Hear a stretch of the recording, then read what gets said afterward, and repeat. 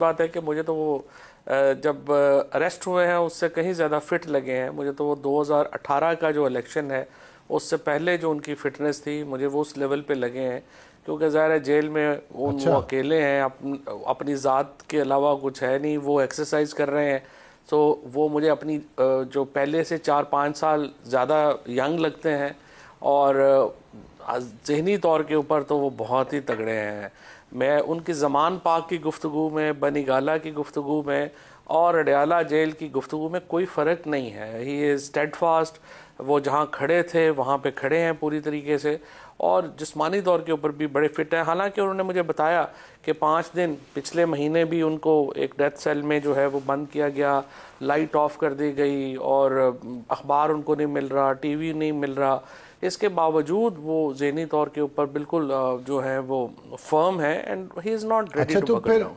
वो जैसे खड़े थे वैसे तो ही खड़े। फिर बात यह है कि सबसे बड़ा प्रॉब्लम ये है, और ये हमें आप जैसे दोस्तों ने ही बताया था, कि जब आप इंफॉर्मेशन विदहेल्ड करते हैं तो डिसइंफॉर्मेशन फैलती है। So the problem of this government is सही कि है। उन्होंने इतनी ज़्यादा उनकी जो है इंफॉर्मेशन विदहेल्ड करके रखी है कि उसकी वजह से डिसइंफॉर्मेशन फैलती है।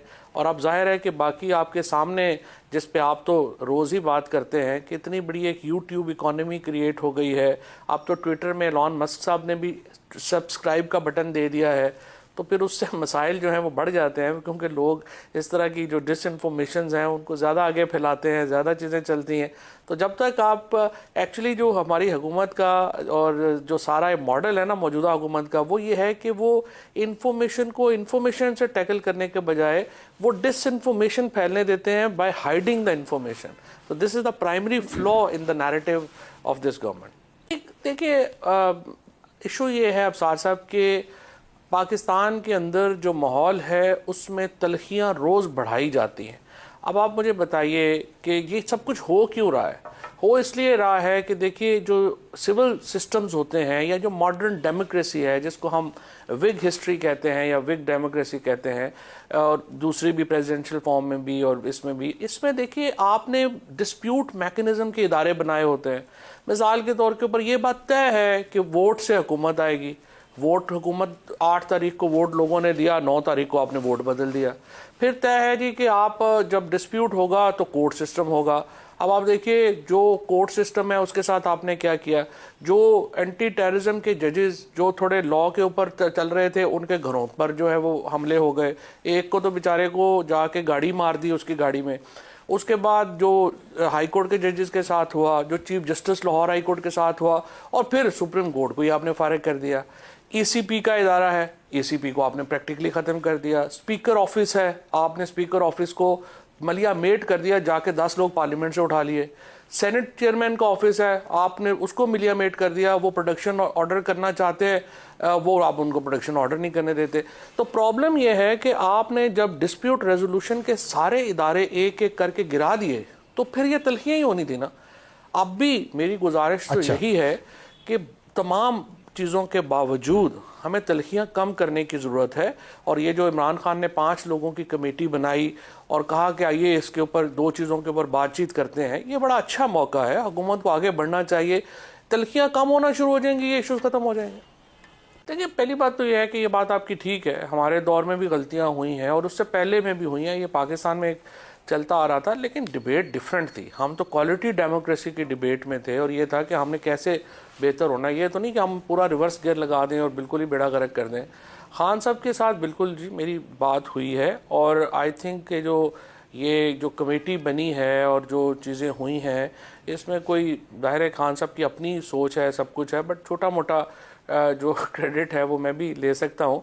और इसमें मेरी सोच तो आपको मालूम ही है हमेशा से, ये है कि जब तक एक ग्रैंड पॉलिटिकल डायलॉग नहीं होगा तो आप उसके ऊपर आगे नहीं बढ़ा सकते। अनफॉर्चुनेटली ये मैं आपको बताऊं कि ये जब हुआ था मामला, ये डी चौक वाला, काफ़ी मामला करीब आ गए थे, और मुझे 23 को तो मुझे लग रहा था कि ये इंशाल्लाह मामला जो है वो संभल जाएगा और हम किसी ना किसी का पहुंच जाएंगे। लेकिन जो टीमें निगोशिएट कर रही थी, उनके इनएक्सपीरियंस की वजह से वो जो मामला या एंगेजमेंट हुई थी वो ख़त्म हो गई। हालांकि उस वक्त ये बात तय हो गई थी कि पॉलिटिकल प्रिजनर्स को रिलीफ देने को हुकूमत तैयार थी, और वो ये जो है अपना मार्च, ये भी संजानी जाने को तैयार था। सिर्फ इस बात के ऊपर जो है वो झगड़ा बढ़ गया कि पिछली दफ़ा आप आए थे, आपने वादे किए थे, एक वादा भी पूरा नहीं हुआ, तो अब क्या सबूत है कि ये शिफ्ट होगा तो आप वादा पूरा करेंगे।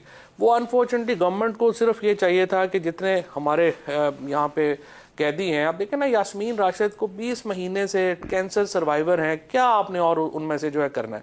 एजाज चौधरी साहब जो हैं वो 2 दफ़ा उनका बाईपास हो चुका है। महमूद रशीद साहब ने, क्या जुल्म है जो उन्होंने फेस नहीं किया। उमर चीमा है। इन लोगों को, शाह महमूद कुरैशी साहब को अगर हुकूमत कोई रिलीफ दे देती तो एक ये डिस्प्यूट जो है वो थोड़ा कम हो जाता और हम टेम्परेचर नीचे आ जाता। लेकिन अनफॉर्चुनेटली वो टीमों के इन एक्सपीरियंस की वजह से मेरा जो तजिया है कि वो मामला जो है वो हो नहीं सका। नीयत थी कि हो जाएगा, सब तो सारे समझते हैं ना कि ये हुकूमत के जो है वो बेईमानी है और उनका डिस्ट्रस्ट है। दोनों तरफ ही डिस्ट्रस्ट है, जाहिर है इधर भी डिस्ट्रस्ट है, और इसी डिस्ट्रस्ट की वजह से ही तो हम इधर पहुंचे हुए हैं। अगर थोड़ा सा जो हुकूमत तो है, ये जो है, मैं तो समझ लोग नहीं थे। नहीं, ये लोग तो बिल्कुल मुख्तलिफ है। असद कैसर साहब, अली अमीन तो थे खैर, लेकिन असद कैसर साहब हो गए, ये अपने उमर अयूब हो गए, हामिद रजा हो गए, ये लोग नहीं थे। ये लोग सलमान नहीं, वो नहीं थे, सलमान भी नहीं थे। अच्छा ठीक है, अच्छा ठीक है। तो हमारे पास 2 रास्ते हैं। एक तो रास्ता ये है कि जो 2 साल से पॉलिसी चल रही है आप इसी को चलाते रहें। लाखों लोगों के ऊपर लाखों आपने छापे मार लिए हैं, हज़ारों आपने गिरफ्तार कर लिए हैं। आप 2021 के पोल्स उठा के देख लें, 24 के पोल्स उठा के देख लें, आप देख लें आपको कितनी कामयाबी मिली है। या तो आपने यही अपनी पॉलिसी जारी रखनी है ए मकाना, तो आप जारी रखें, ज़ाहिर है मैं और आप तो नहीं रोक सकते।